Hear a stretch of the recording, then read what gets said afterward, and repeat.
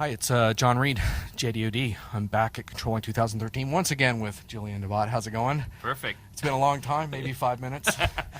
But actually, I really want to talk with you about net margin analysis, which is an RDS and an app. And I complain all the time about where are the apps. Yes, there's one of them. Well, here's an app. And a very, very precise one. Yeah. So SAP built the app. Yes. But your firm collaborated with them on some of the field expertise. Tell us about that. Yes, well, here's what my understanding of it, at least from I have a background as being part of the SAP development teams, and we used to be topic expert, and now my understanding is that they're more like technology experts, and I was working with a team in Palo Alto, and they are brilliant. They're really brilliant HANA guys, but the thing is that they're changing topics like every 6 months or every year, so they may not have the deep expertise in controlling, for instance. So the good thing is that they kind of recognize it, and then they get expertise from the outside, and we at Alta Via definitely have that, and this history of contribution to the development teams in close relationship. So I was working with them for a couple of months, and I'm pretty proud of the result, actually. Still, one of the big things for controllers is numbers, but numbers that can really help them make better decisions. Yes.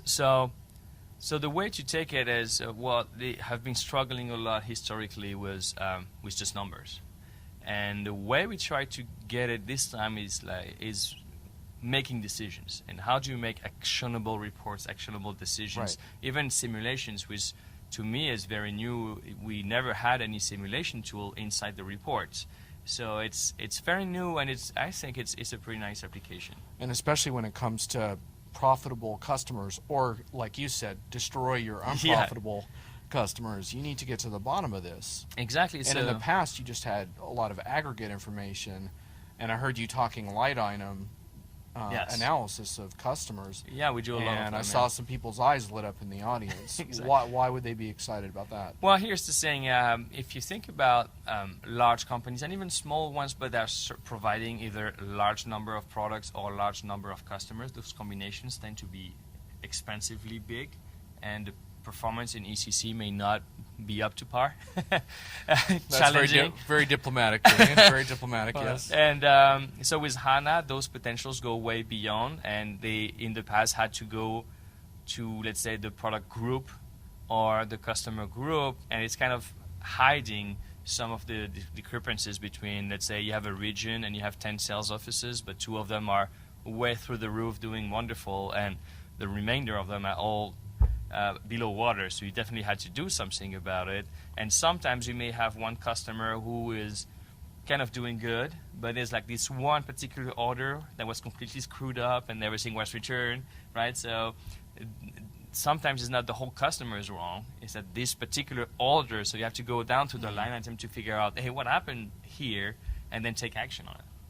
So it sounds to me like you need someone who is well-versed enough in analyzing this kind of information to know what to look for, but they also need the tool.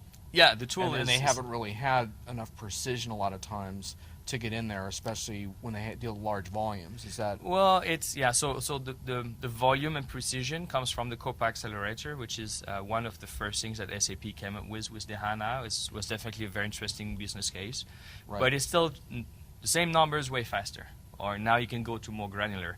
Now with net margin analysis, NMA, it's really about dashboards, and so it's understanding, well, there's something wrong, and they had that before. Yeah, this number looks quirky. But it's going down to details of why. What happened? How is that even possible? Who is responsible for it? That's a big one, right? And then go into simulation. What can we do about it?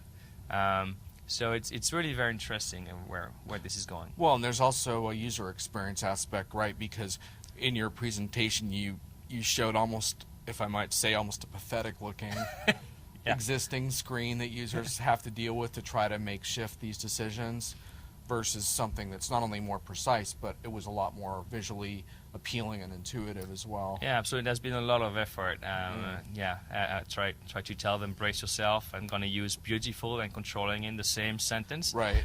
And it actually, what you're saying, I think that was a very nice user interface. And even beautiful in SAP. It's Wow. not something, a long way words to go, that right? go together all the time. No, I think it's beautiful, and it's not only looks good, but it's really actionable. You can do something about it, and now you can put some of those controlling tools in the hands of managers, and not only like the pure power user that he only knows this one transaction that's doing the whole magic behind the scenes. All right, well, best of luck with that. Hopefully next year we'll have more stories in the field. Absolutely, yeah. Right. How this is going to happen, the deployment solutions, how you go. You choose HANA on site, on premises, or do you do it with the cloud? There's a lot of different options. Right, the cloud deployments, we didn't even get into that, but that's going to be another topic of discussion next time, I think. Yeah, we'll definitely. We have now first contacts with customers, some proof of concepts, and next year I'll be pretty happy to do a customer case study. All right, well, we'll talk about cloud next time. Later. See you Bye. next year. Bye.